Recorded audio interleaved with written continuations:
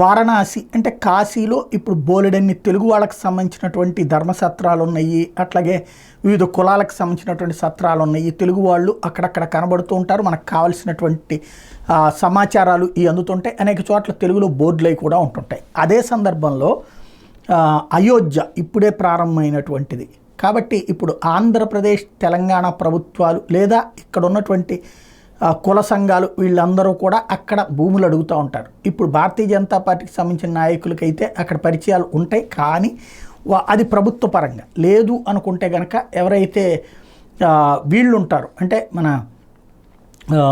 RSS విహెచ్పికి సంబంధించినటువంటి వాళ్ళు తెలుగుకి సంబంధించినటువంటి తెలుగు రాష్ట్రాలకు సంబంధించిన వాళ్ళని వెంట పెట్టుకుని అక్కడ భూముల్ని ఇప్పించుకోగలిగితే మన తెలుగు వాళ్ళకి సంబంధించిన ధర్మసత్రాలు, తెలుగు వాళ్ళకి సంబంధించినటువంటి హోటల్లో తెలుగు వాళ్ళకి సంబంధించినటువంటి ప్రదేశాలను కేటాయించుకోగలిగితే రాబోయేటటువంటి రోజుల్లో ఒక మంచి అవకాశం ఏర్పడుతుంది. అయోధ్య కాశీ ఈ రెండింటికి వెళ్తున్నటువంటి భక్తులకి అక్కడ కాశీలో అయితే ప్రాబ్లం లేదు, కానీ అయోధ్యలో వచ్చే ప్రాబ్లం దృష్టిలో పెట్టుకుని తగినటువంటి వసతిని కల్పించేటటువంటి ఏర్పాట్లను చూడాల్సిన బాధ్యత అయితే ఇక్కడున్న నాయకులకు ఉంది.